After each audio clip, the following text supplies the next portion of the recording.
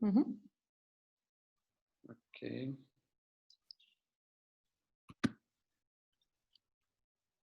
Ok, buenas tardes a todos. Buenas tardes. Primero que nada, quiero agradecerles por participar en estas charlas y agradecerle a la doctora Araya al permitirme o al tomarme en cuenta para poderles conversar un poquillo hoy sobre cirugía laparoscópica o cirugía mínimamente invasiva. Antes que nada, quisiera decirles que si bien es cierto, lo que les voy a decir es lo que yo pienso que es verdad y con el mejor de las intenciones, siempre hay que cuestionarse todo lo que oyen y puede ser que algo que les diga ahora que para mí es realidad, puede ser que cambie ya en la tarde o mañana, así que siempre hay que ser muy crítico y siempre hay que pensar que las cosas tienen o pueden tener un cambio en cualquier momento. En medicina y en cirugía siempre hay que estar dispuesto al cambio, si hay evidencia de que eso es necesario. Más que hablarles de cirugía laparoscópica, yo creo que, y de, bueno, como les decía, y de ciertos aspectos prácticos, la doctora Araya me pedía que les hablara como de algunos trucos o cosas así. Más que trucos, yo creo que para saber en qué nivel o qué podemos hacer, hay que entender un poco, seguir, digamos que cierto orden. Y en ese sentido es que voy a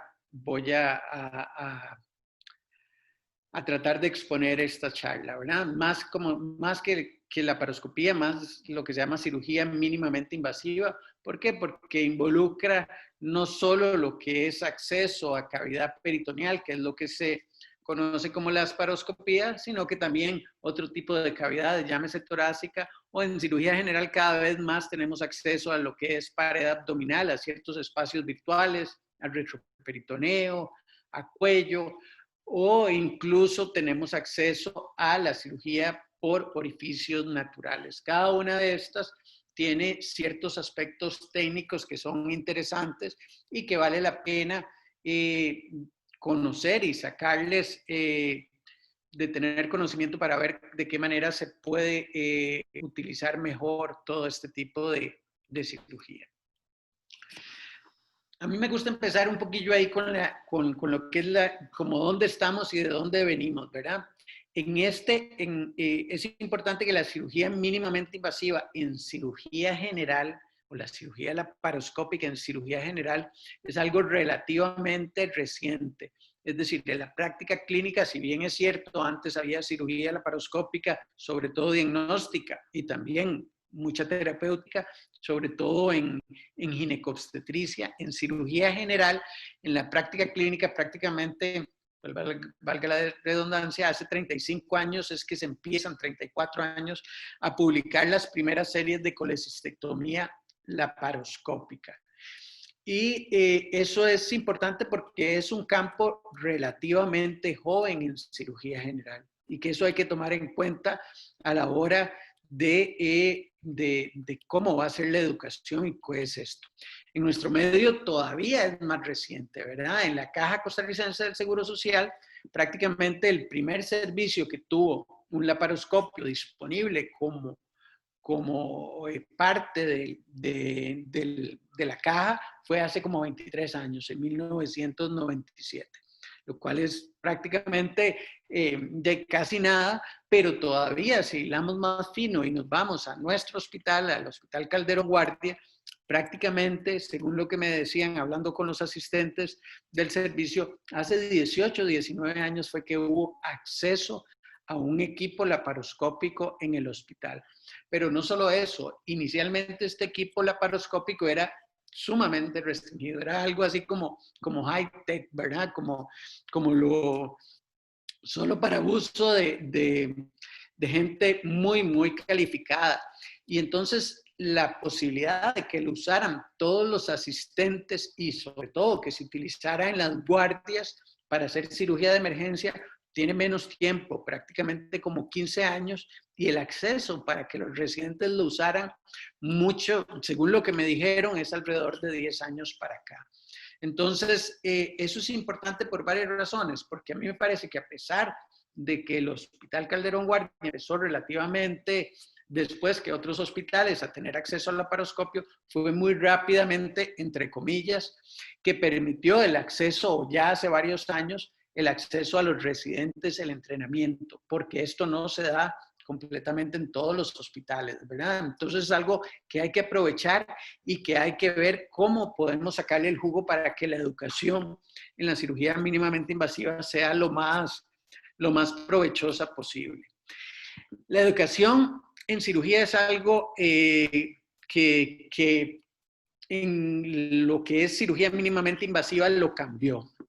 Lo cambió porque antes de eso la educación, y me refiero aquí tanto de los residentes, tanto de estudiantes como de los mismos cirujanos, tiene que ser una educación continua y tiene que estar relacionada con lo que estamos haciendo, por supuesto con lo que estamos leyendo, conocer las enfermedades y de todo, pero también hemos dejado un poco de lado lo que es las ciertas capacidades en cuanto a destrezas que son muy importantes si uno está tratando al paciente directamente y que son cosas que es importante estar entrenando de una manera adecuada. Ahora bien, la educación en la cirugía, como la conocemos en residencias, apenas tiene 150 años, ¿verdad? Prácticamente, o en ese tiempo fue que el doctor William Halsted inició lo que eran las residencias en cirugía y estaba basado en varias cosas, pero una de esas era esta: ver una, hacer una y enseñar una. O sea, el cirujano pasaba rápidamente de ser un novato a ser un maestro, ¿verdad? Y que según fueran avanzando en los años de residencia, fueran avanzando los conocimientos. Y esta es la manera como aprendimos muchísimos en la residencia y que estaba basado en esto de que ¿cuántas cirugías de estas lleva para hacerlas? Y uno le decía, bueno, con esta y la que sigue llevo 2. Pero es una cuestión era muy relacionada con este método de aprender cirugía. Y como les digo, se mantuvo durante más de 100 años, prácticamente en los años 80 del siglo pasado era lo que se usaba todo el tiempo y era una manera muy difícil poder evaluar objetivamente qué tanto estaba aprendiendo la persona o no el tipo de entrenamiento que estaba haciendo. Y lo que se buscaba muchas veces era que los cirujanos fueran, como dice aquí, precisos, hábiles y rápidos, pero otras cosas tal vez que eran igual o más importantes, no se les daba valor, pero además no había objetividad a la hora de esto, dependía mucho de los maestros. Y estaba basada en mucho con algunos dichos, como les decía el previo, pero tenía mucho que ver con grandes heridas, grandes cirujanos. Y la cirugía mínimamente invasiva viene a cambiar totalmente el paradigma, por eso crea muchísima resistencia en cierta forma, no solo porque las heridas pasan de ser muy grandes a ser pequeñas, sino además que los cirujanos estábamos acostumbrados a, digamos, prácticamente nada estaba entre las manos y el paciente. Y la cirugía mínimamente invasiva involucra conocer una tecnología diferente. ¿A qué me refiero con esto? Bueno, la tecnología que se utilizaba en la cirugía tradicional o que se utiliza en la cirugía tradicional, llámese cuchillos, tijeras, pinzas, son cosas que las conocemos y sabemos cómo funcionan durante toda la vida.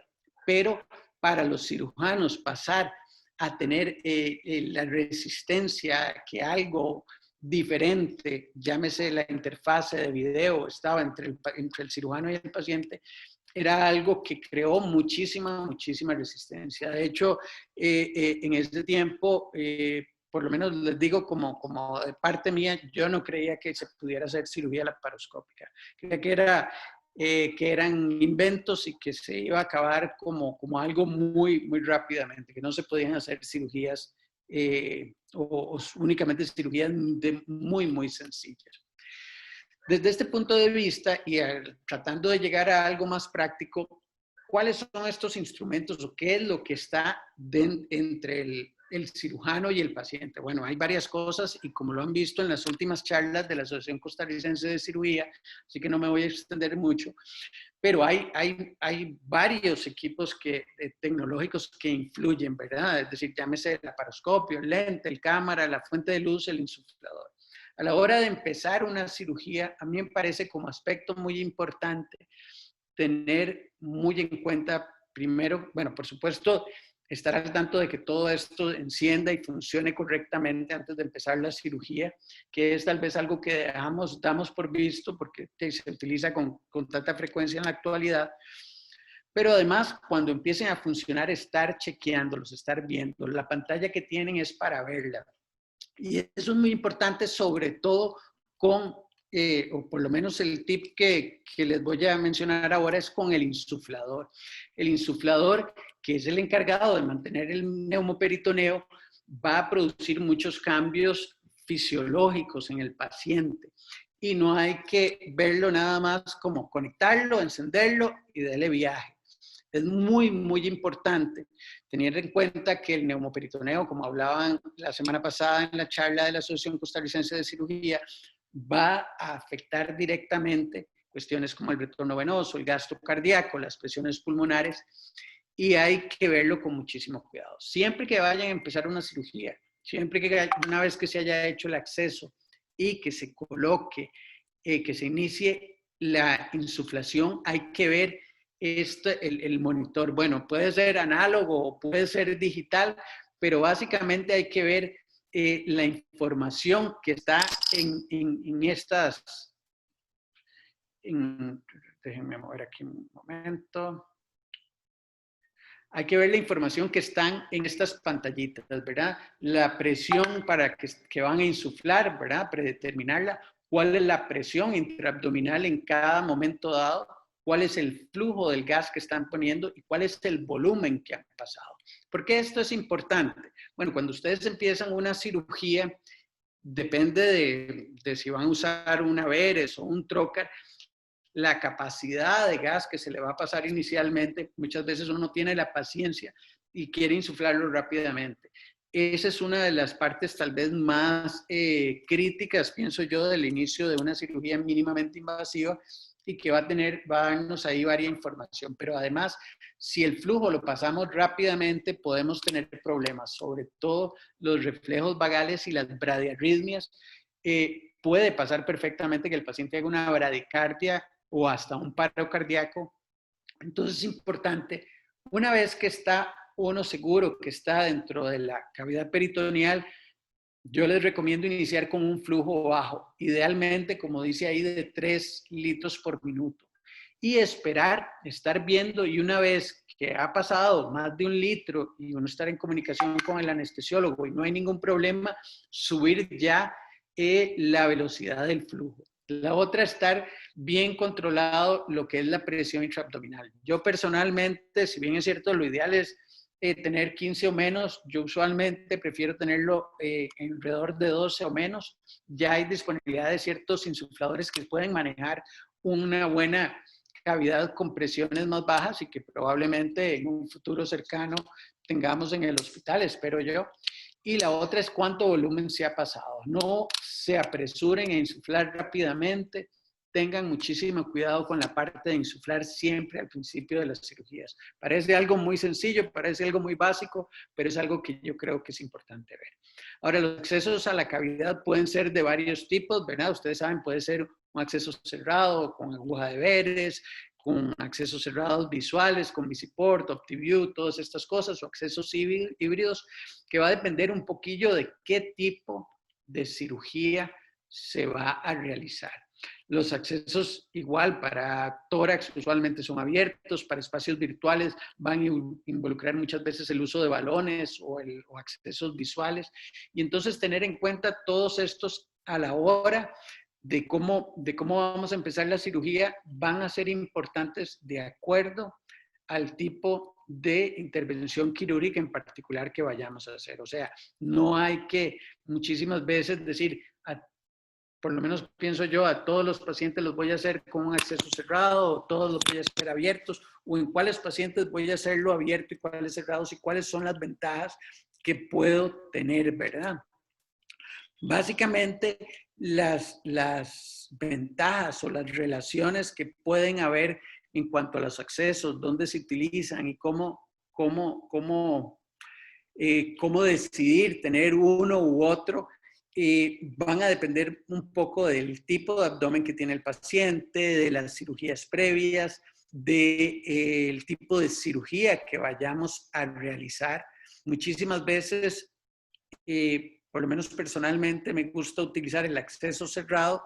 Si es un paciente, por ejemplo, muy obeso o en un posparto reciente y que voy a poner los trócares en alguna posición que no va a ser el ombligo precisamente, quiero tener la cavidad completamente insuflada antes de colocar el primer trócar y así poderme tener más seguro dónde lo voy a colocar. Porque a veces dice uno, le voy a colocar 3 dedos arriba del ombligo o 4 centímetros y resulta que pone ahí el instrumento abierto, lo insufla y resulta que le quedó un poco largo para el trócar óptico o algo así. Entonces, en esos casos donde uno tiene duda dónde voy a poner el primer trócar, a veces iniciar cerrado, ya sea por vía umbilical, por vía, se puede como por vía del punto de Palmer en hipocondrio izquierdo o inclusive, como se ve ahí, por fondo de saco puede ser una opción para hacer un neumoperitoneo. Ahora bien, los trócares romos o abiertos, a mí parece que son, perdón, voy a volverme un tirito acá. Otra de las opciones de usar en cirugía o que puede ser cerrado son cirugías donde no voy a extraer ningún órgano.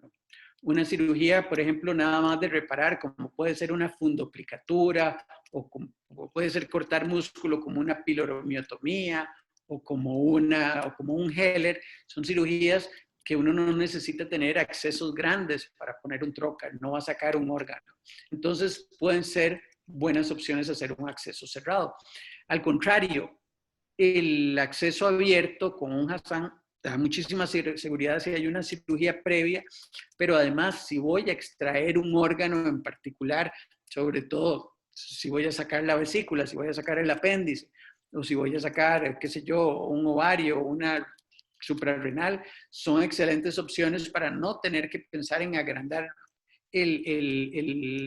la herida, sobre todo en vesícula y apéndice, para poder extraer el órgano que vamos a sacar. Entonces, si vamos a sacar un órgano, a veces tener una herida un poco más amplia desde el principio va a ayudar muchísimo. Y esto es sobre todo cierto si vamos a sacar un órgano todavía más grande, ¿verdad? Si vamos a sacar un riñón, si vamos a sacar un colon, a veces la utilización de instrumentos como el alexis laparoscópico es una excelente opción para no tener que a mitad de la cirugía o al final tener que perder el neumo, poner esto y para extraer el órgano, pueden facilitar ciertas cosas o para pasar cierto tipo de instrumentos y sobre todo, incluso en algunas ocasiones, en caso de una emergencia por un sangrado, etcétera, pueden permitir pasar rápidamente una mano y tener control. Entonces son cosas que son importantes. También es importante, como les decía, cuál es el tipo de cirugía. Si ustedes van a hacer una cirugía y piensan hacerla por un puerto único, lo cual puede ser una opción, bueno, la utilización de un gel point, como se ve ahí, que por una herida se pueden pasar varios trócares, puede ser algo interesante, pero hay que valorarlo de acuerdo a la cirugía. La cirugía en este caso, por puerto único, por nodes, es diferente los movimientos que se deben hacer para realizar todo, ¿verdad? En puerto único y nodes pasa eso. Algo interesante que tal vez a ustedes, o tal vez nadie le dé importancia, pero a mí me parece que es una parte importante y que dentro de los tips que a mí me parece técnicos es interesante, es cómo hacer la primera incisión. Y esto es importante si se hace en el ombligo y tanto en pacientes delgados como obesos, pero muchas veces en pacientes delgados hay que tener en cuenta que el ombligo es muy delgado y muy pocas capas entre la piel y los órganos intraabdominales y muchas veces coger el bisturí y ponerlo de manera vertical hace un riesgo de que con solo en la primera incisión podamos lesionar algo. La manera como a mí me gusta hacerlo, que lo hago transumbilical, es colocar como está ahí en la imagen, es colocar el bisturí de manera horizontal con el filo hacia arriba, tratar de meterme exactamente en el centro del ombligo y de ahí hacer la herida hacia arriba. Eso tiene muchísimo control, muy pocas posibilidades de lesionar nada y usualmente puede hacer uno una herida muy amplia estando totalmente dentro del ombligo para colocar cualquier cosa de esas, cualquiera de los trócares. Entonces puede parecer algo muy sencillo, pero a mí me parece algo importante de tomar en cuenta para evitar lesiones. Ahora, aparte de lo que hay en toda la parte de la estación, de la paroscopía, de la cámara, del insuflador y todo esto, que es importantísimo manejarlo y importantísimo manejar los accesos, es importante conocer el instrumental. Yo sé que hemos tenido estas clases últimamente, pero a mí me gustaría hacer énfasis en algunas cosas aquí que tal vez son muy sencillas o podrían ser muy sencillas, pero es saber cómo se utilizan. Y una de estas son las agarraderas de las pinzas. Hay diferentes tipos de agarraderas para utilizar las pinzas y es muy importante conocer y saberlas manejar antes de empezar a operar.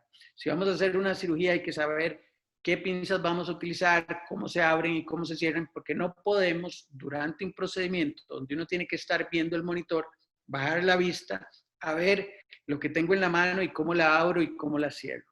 Eso es algo que tal vez parece muy sencillo, pero es algo muy importante. ¿Por qué? Porque si uno quita la visión del monitor es donde se producen las lesiones inadvertidas. Y más cuando las quita tanto el operador o el cirujano como la persona que está llevando la cámara. Entonces, el cirujano tiene que saber cómo se utilizan los instrumentos sin tener que estar volviendo a ver a la mano. Tiene que estar viendo el monitor. Entonces, conocer todo este tipo de instrumentos, cómo se abre, cómo se cierra, cómo se traba, es algo importante que hay que hacer y que parece muy básico y tal vez parezca muy básico, pero es algo muy importante a la hora de tener acceso a cirugía laparoscópica o cirugía mínimamente invasiva.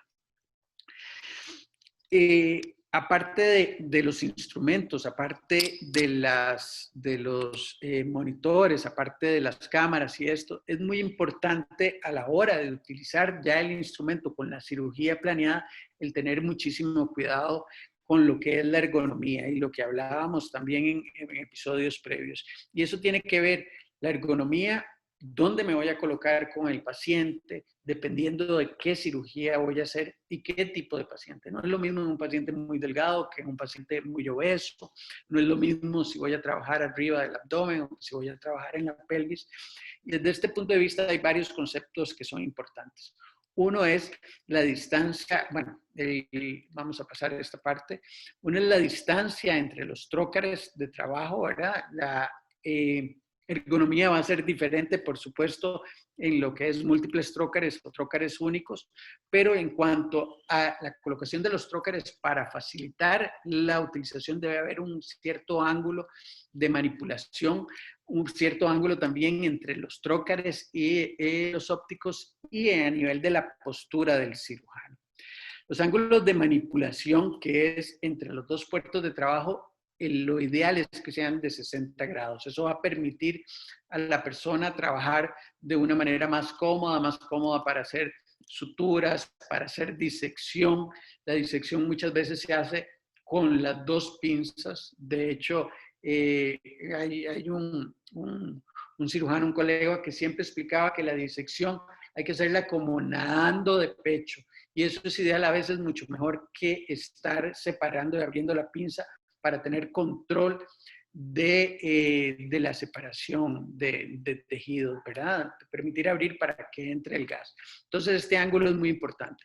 Tal vez si se desvía un poco, 15 grados, y va prácticamente desde 45 hasta 75, no hay mucho problema. Pero si nos salimos de eso, puede ser muy difícil y estar muy incómodo para trabajar, para un brazo, para el otro, y eso es algo que hay que tomar muy en cuenta a la hora no solo la cirugía planeada, sino dónde voy a colocar los trócares. No hay que ser, por lo menos desde mi punto de vista, muy rígido de que voy a poner el puerto exactamente en tal lugar, llámese el ombligo, subsifoideo, etcétera, sino que muchas veces hay que ver una vez con la cirugía planeada, una vez con el trócar óptico adentro, cuáles van a ser los mejores lugares para trabajar de una manera adecuada.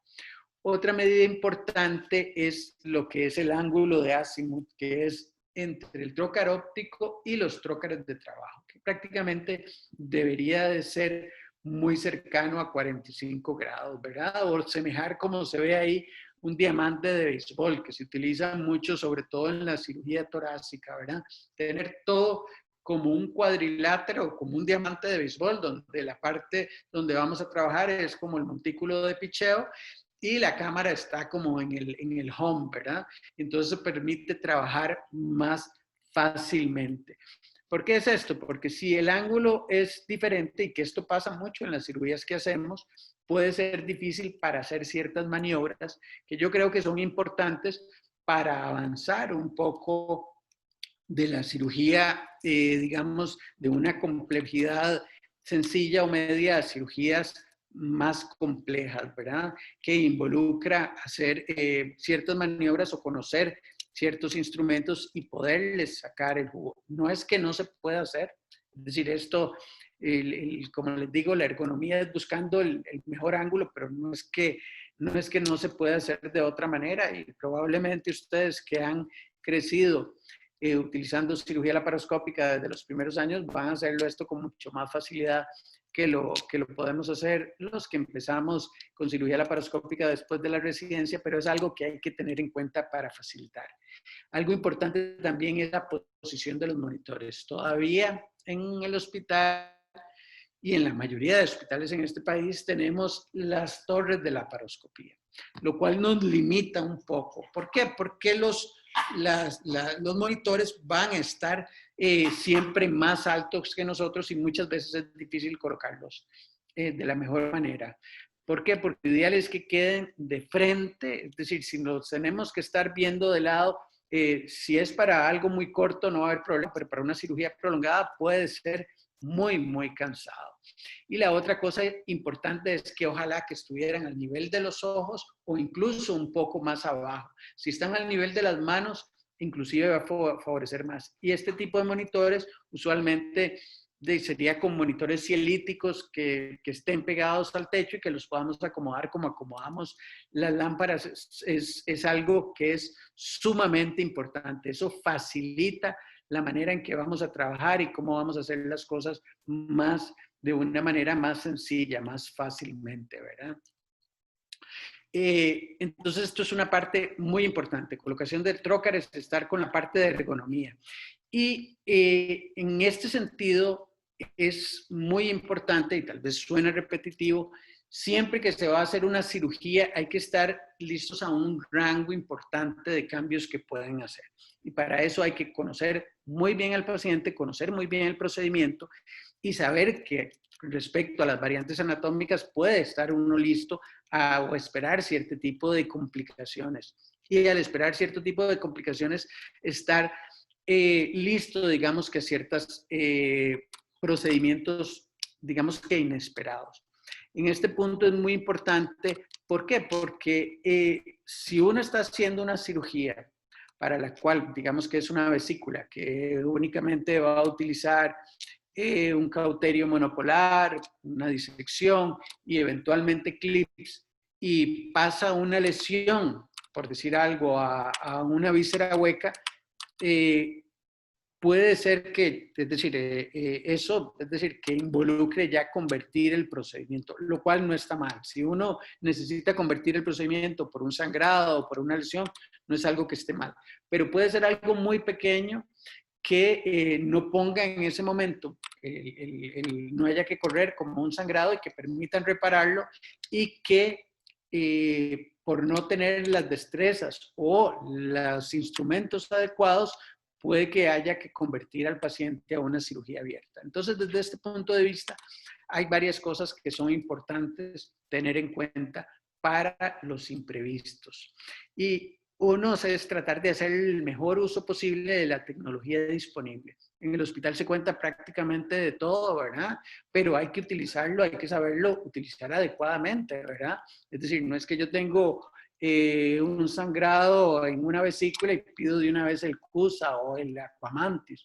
Es decir, hay que llevar cierto orden de qué es lo que vamos a utilizar y para qué sirve lo que estamos utilizando. Puede que sea estos instrumentos importantes, pero hay que saber para qué y en qué casos se utiliza la energía monopolar, qué complicaciones nos puede dar, igual la bipolar o un bipolar avanzado que nos puede dar un sellado de muchos órganos y que nos permita hacer cierto tipo de procedimientos y en qué ocasiones utilizar la energía ultrasónica. Cada una tiene sus pros y sus contras y hay que utilizarlos. Si se conoce bien cómo funcionan, pueden ayudar muchísimo. Cuestiones como el sellado pueden ayudar para sellar no solo vasos sanguíneos, sino muchas veces inclusive tejidos mientras se hace un procedimiento más definitivo. Y igual el ultrasónico por la cavitación y por permitir que haya separación de capas, va a permitir hacer una disección muchísimo más fácilmente, sobre todo disecciones que involucran disecciones ganglionares en cáncer y cosas de estas, ¿verdad? No solo es la punta diferente, no solo es la velocidad diferente, sino cómo funcionan y qué es lo que se puede hacer con estos. Por otro lado, hay tecnología que también es importante saber, como es el grapeo quirúrgico. Ustedes han estado expuestos a grapeo quirúrgico, sobre todo en apéndices, desde el día 1 probablemente, pero es muy importante conocer y ver las opciones y saber las diferencias entre cada tipo de grapeo, que muchos tienen que ver con la altura de la grapa o diferentes alturas en un mismo cartucho, cuáles hay que usarlos en intestino delgado, cuáles hay que utilizarlos en colon, cuáles hay que utilizar en estómago o en qué parte de estómago, cuáles son vasculares, etcétera. Son cosas muy importantes que hay que saber para poderlas utilizar y que pueden evitar o que pueden permitirles tratar varios tipos de situaciones imprevistas durante una cirugía. Ahora bien, si bien es cierto, toda la tecnología y todo esto ayuda muchísimo, hay que entrenarse y tener ciertas, digamos que ciertas destrezas para poder utilizar cuestiones mucho más sencillas, tal vez, o también, ¿por qué no decirlo?, mucho más baratas para poder reparar ciertas cosas, ¿verdad? Y ahí está mucho lo que tiene, lo que es, y que probablemente es algo que me mencionaba la doctora Araya, que es tratar, y que yo creo que es la parte de suturas en la cirugía mínimamente invasiva. Yo creo que esto da un paso más allá para pasar de cirugías de complejidad, digamos, de poca complejidad o media a otras, el poder hacer suturas en los procedimientos. Ahora, hay varios tipos de suturas o varios tipos de mecanismos por los cuales uno puede suturar y hay que tener. Ustedes utilizan algunos que son nudos carredizos, ¿verdad? Que son los nudos preformados como el endoloop o el Surgitype. Sin embargo, hay opciones también para hacer estos nudos. Se puede usar también lo que es sutura uno a uno con bajanudos. Es muy difícil tal vez hacerlo o mostrarlo en una reunión virtual. Sin embargo, les tenía aquí, voy a tratar de compartirles un video sobre cómo se hace el nudo de Roder. Vamos a ver si lo logro. La doctora no tiene que decir, vamos a ver.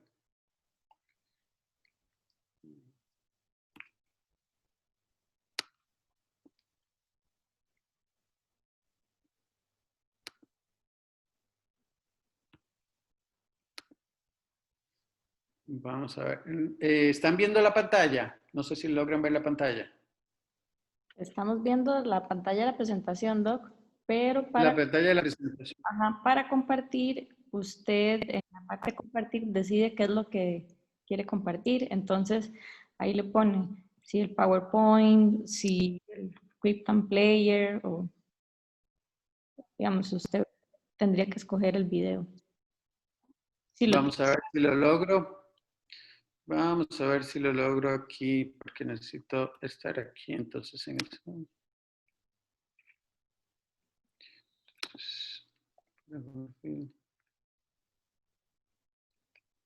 Mm.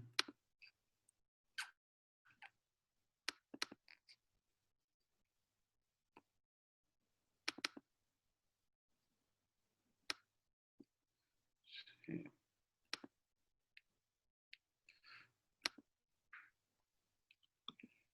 Mm.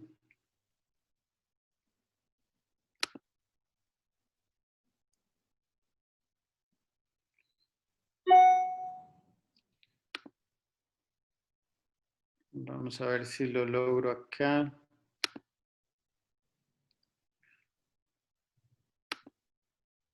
No, déjenme ver ahí. Les estoy compartiendo otra cosa, ¿verdad? Pero no es esa la que les quería compartir. Ahí están viendo una de las cirujanos son como atletas de alto grado, ¿verdad? Lo que sale es como la mitad de su pantalla de que dice aplicaciones, Gmail, YouTube, Maps. Está Ups, como una pantalla a medias. una pantalla media, es que increíble. Que va, yo creo que va a ser muy difícil pasarle esto, pero bueno, déjenme volver a la Donde está pantalla. arriba, reunión. ¿Perdón? En Zoom, en la parte de arriba, en las pestañitas de arriba donde dice reunión, Reunión, ahí despliega esa pestañita. pero no, bueno, están más, inhabilitar, información de la reunión, por lo menos arriba no la tengo yo en Zoom dentro de las No, funciones. en el Zoom Doc, póngase Ajá. directamente en el Zoom. Arriba, en el, por así decirlo, en las opciones que tiene Zoom, como cuando uno usa Word y todo, que está Sí, sí, está ahí, ajá. En la parte de reunión, ok, sí, ya ahí vi. Ajá, reunión, hay ajá. una que dice iniciar compartir. Mantener participación, silenciar, abre, parado de audio, dejar de, nope. Invitar, no. Antitos de invitar, ¿no le sale iniciar compartir? ¿O qué, No, qué es la no opción? me sale.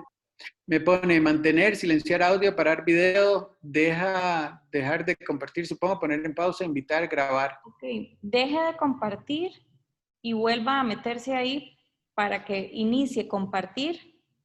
Ajá. Ahora póngase de nuevo Ok, iniciar, compartir, ok, ya la y vi. ahí decide qué ventana comparte. Ok, vamos a ver si es esta la que tenemos para lograr. Eso es. Ahora sale OPMET.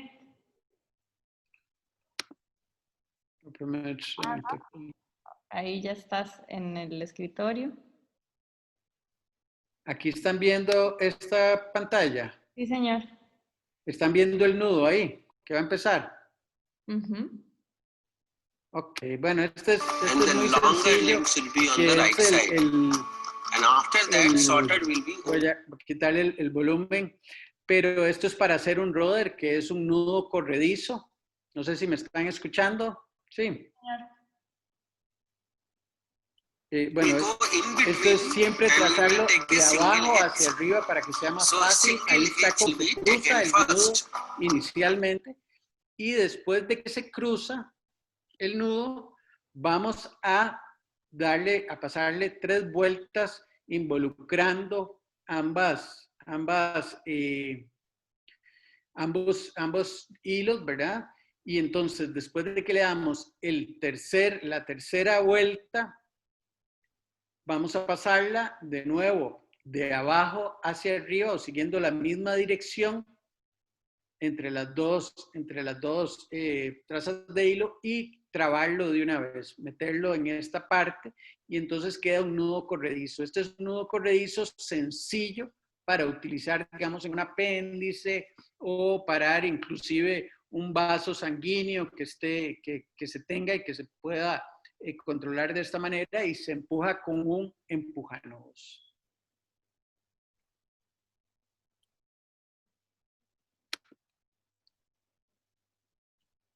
No sé si lo lograron ver ahí más o menos.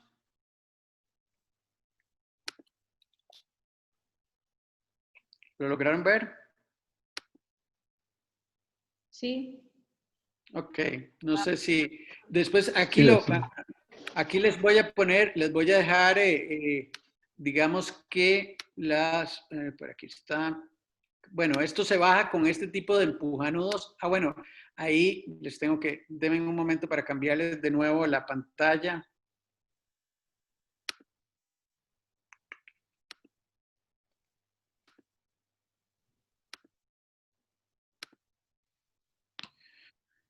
Ok, les voy a poner aquí de nuevo esta pantalla. No sé si logran verme. Ujú. Ok. Para bajar este tipo de nudos corredizos, una opción es esta con este tipo de empujanudos. El otro día me dijeron que había disponibles en el hospital. Sin embargo, bueno, yo no los he visto. Puede ser para nudos corredizos de este tipo o también para hacer nudos de bajar uno a uno. Si bien es cierto el nudo del rudder o el nudo, bajarlo uno a uno pueden ser opciones muy buenas, sobre todo para una ligadura de un vaso, para el apéndice, para cerrar las cruras o cuestiones donde uno pueda poner cierta tensión. La verdad es que el usar esa presión con nudos externos a veces es problemática para cierta situación, sobre todo anastomosis delicadas, para hacer para poner puntos con hilos de un calibre muy fino, puede ser un problema hacerlo con este tipo de empujanudos y hacerlo desde afuera, ¿verdad? Es decir, es muy fácil que se rompa el nudo o que tengamos un problema de este sentido. Entonces, en esa parte, la sutura intracorpórea yo creo que es algo sumamente importante y que se debe de conocer cómo se hace. Ahora, para hacer la sutura intracorpórea volvemos a tomar en cuenta todo lo que hemos visto, ¿verdad? Conocer bien la cirugía, haberla planeado bien, estar bien cómodos, tener la parte de la ergonomía, son partes ahí muy importantes. Déjenme, voy a tratar de compartirles aquí un momento de nuevo lo que es otra página. Vamos a ver si lo logramos aprender ahora.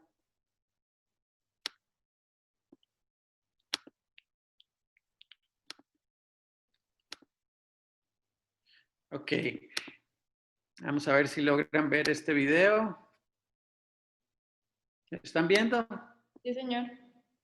Ok. Vamos a ver esta parte de video. Esto es, vamos a tirar aquí esto para acá un momento y echar para atrás. Es básicamente opciones que pueden haber desde el punto de vista de sutura intracorpórea, ¿verdad? Y que se puede utilizar también con la parte de tecnología, ¿verdad? Muchas veces, bueno, aquí es básicamente, es decir, se está utilizando para ligar la base del apéndice el mismo ligasure, ¿verdad? Y se va a poner el apéndice del endovac, ¿verdad?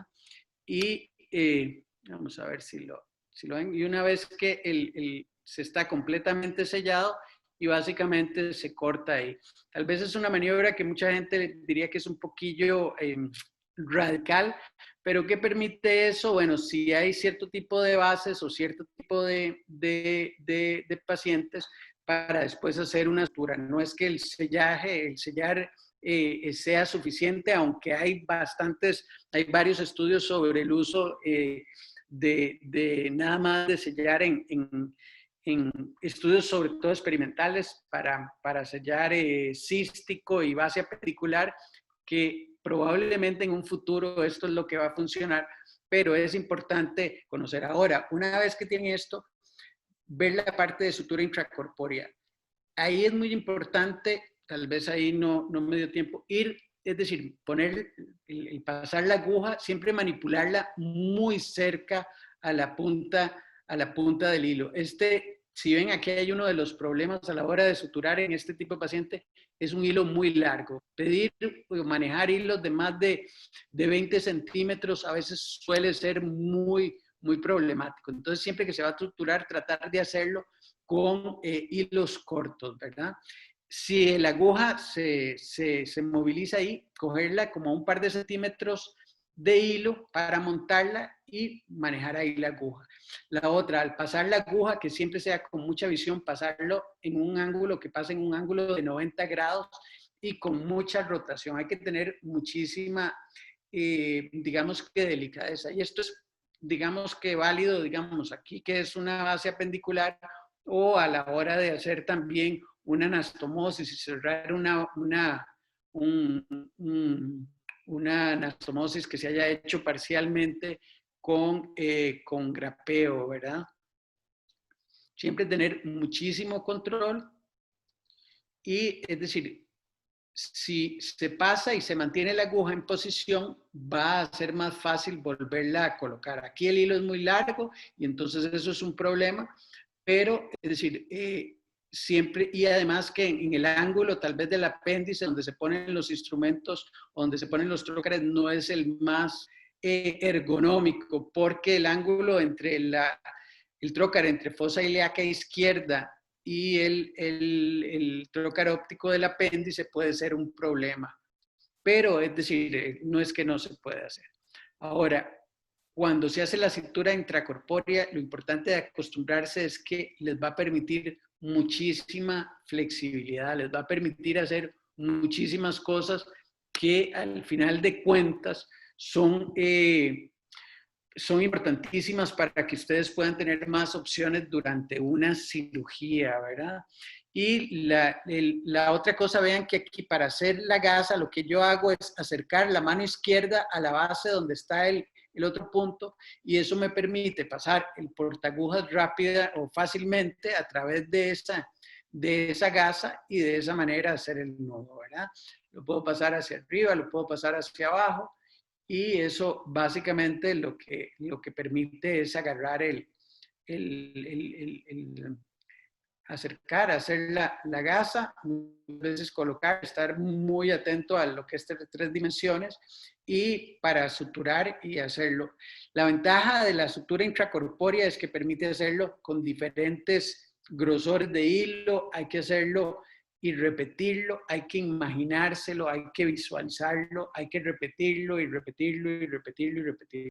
Las cosas, la cirugía es entrenar y entrenar para lograr hacer las cosas de una manera adecuada. No es que van a salir muchas veces como uno quiere de un solo tiro y no es que sea un entrenamiento único en la sala de operaciones. En este sentido, el entrenamiento que están haciendo con el curso de Selles es súper importante para entrenar y para mover las pinzas. Ahora, muchas veces el dejar, como en este caso, un hilo un poquillo más largo va a permitir movilizarlo sin necesidad de traccionar el órgano, ¿verdad? Y estar muy seguros dónde van a poner el punto, ¿verdad? En un caso como estos, estar seguro de que no lo van a poner en la válvula iliocecal, entonces siempre chequear dónde entra la válvula iliocecal y tener mucha ayuda y mucha comunicación con la persona que está llevando la cámara para evitar cualquier tipo de problema, ¿verdad? Es algo que es acostumbrarse y sentirse con confianza y ustedes pueden pensar, bueno, pero es que se dura muchísimo más que tirando una grapa o es menos seguro o es más seguro, pero les da la opción de hacerlo si es necesario. No siempre se va a tener uno grapas disponibles, no siempre va a tener uno endoloop disponible, no siempre va a tener uno LigaSure disponible, no siempre va a tener estas cosas y eso per se no es una razón suficiente, por lo menos desde mi punto de vista, que si no hay LigaSure no vamos a hacer un apéndice laparoscópica o no, si no hay LigaSure o no hay grapeo, no vamos a hacer X o Y procedimiento. Hay que ver y planearlo, ¿verdad? Entonces, estos son opciones que que les permiten tener más flexibilidad a la hora de tener la cirugía. Vamos a ver aquí, voy a irme de nuevo al Zoom.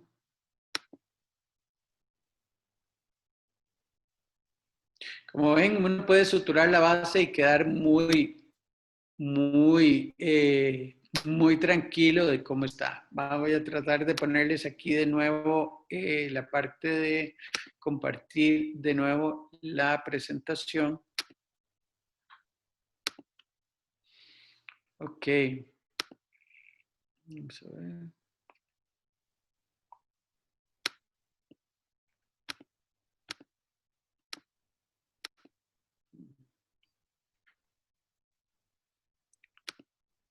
No sé si están viendo ahí, bueno, la parte de estructura intracorpórea. Ok. Entonces es importante a la hora de utilizar todas estas cosas, conocer muy bien la patología, conocer bien la anatomía, conocer la técnica y saber qué se va a esperar. Y quería mencionarles al final esta parte de esta, digamos que no es más que un artículo, es bueno, es un artículo de una revisión que es de cirugía plástica, pero que es muy válida para cualquier tipo de cirugías. Y es de que los cirujanos en muchas cosas deberíamos de entrenar muy parecido a los atletas, en el sentido muchas veces de tener un entrenador personal. Y es increíble como mucha gente se preocupa para tener un entrenador personal para ver si hace bien las pesas o las planchas, o corre bien, o nada bien, etcétera, lo cual por supuesto va a mejorar la técnica, pero en parte de cirugía no lo hacemos. La cirugía mínimamente invasiva tiene una gran ventaja y es la capacidad que tenemos de grabar los procedimientos que hacemos.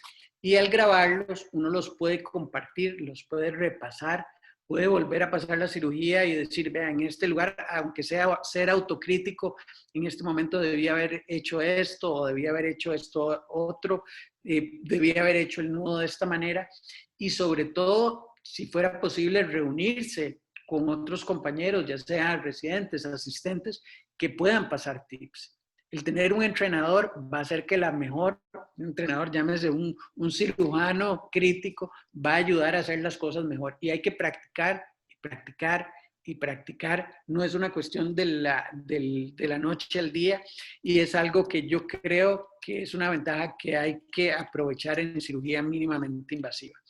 Hay información para que hablemos y sigamos hablando, pero básicamente era como una introducción que tal vez yo creo que les puede servir, de verdad. Tal vez es menos de lo que estaban esperando, porque yo sé que ustedes hacen las cosas muy bien. Sin embargo, yo creo que es un paso importante y tal vez lo vamos a dejar aquí por si quieren hacer alguna pregunta o algún comentario.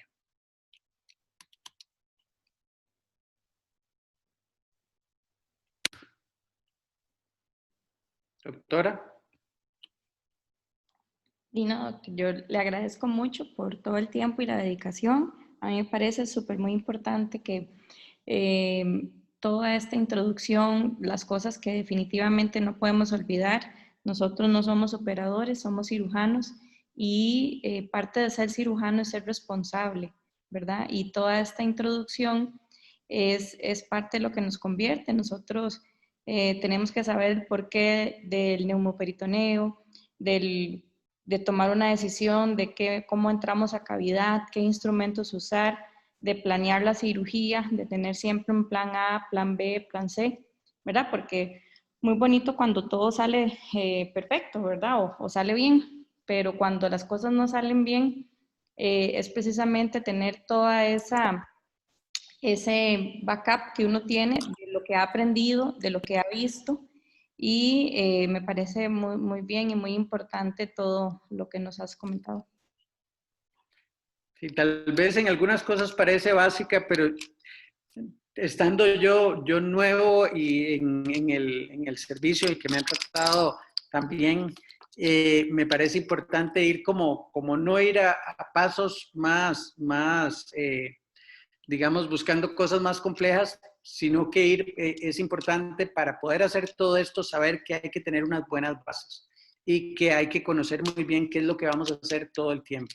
No es exactamente como decís vos, no somos operadores, no es llegar a hacer por hacer, sin conocer, sino que es muy importante tener opciones, tener backup, haber visto muchas cosas. Yo digo que muchas veces la cirugía mínimamente invasiva es casi como un asunto medio religioso, en el sentido de creer que se puede hacer, porque mucha gente piensa que no se puede hacer porque no ha visto. Y el cambio que hace muchas veces es ver y darse cuenta que se están haciendo muchas cosas y saber que eso lo pueden hacer o que estamos en capacidad de hacerlo en el hospital porque hay el conocimiento, porque hay la experiencia, porque existe la tecnología y porque hay opciones digamos, de hacer muchísimas cosas con calma. La cirugía laparoscópica no es una cirugía en general de correr, no es de hacerlo más rápido, al contrario, es una cirugía donde hay el hacer las cosas de manera bien hecha la primera vez mejoran o disminuyen la posibilidad de repetir pasos y que eso va a hacer eventualmente que la cirugía salga en un buen tiempo y de todo, pero no es una cirugía de empezar a correr. Eso más bien puede producir accidentes, puede producir cosas que compliquen la cirugía, ¿verdad? Siempre es importante tener en cuenta de que puede ser necesario convertirlo a una cirugía abierta. No es que todo lo tenemos que resolver laparoscópicamente, pero hay muchas cosas que se pueden resolver de esa manera. No sé si los chicos tienen alguna pregunta o comentario. No, doctor, muchas gracias. Y me pareció súper interesante ese tip de llevar el hilo de la mano izquierda hacia el punto, como se forma de una vez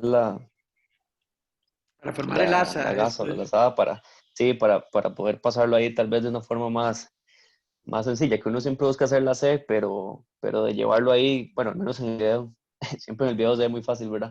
Pero, pero al menos se ve cómo se forma ahí la gasa y me pareció, bueno, Sí, muy es una provechoso. manera sencilla de hacerlo en algunas ocasiones y van a ver que esto les facilita. Tratar de llevar con la mano izquierda, acercarse al punto. O sea, va a hacer la gasita y ustedes con la mano derecha la pasan. Hay que tratar de hacer el movimiento lo menos posible y lo más importante a la hora de hacer nudos es que la persona que está haciendo la cámara sepa qué es lo que hay que ver. Moverse muy poco y ojalá que la imagen mantenga las cosas que se van a usar, ¿verdad?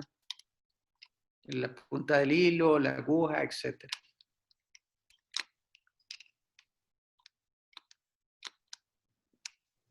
No sé si hay algún otro comentario, pregunta, con mucho gusto.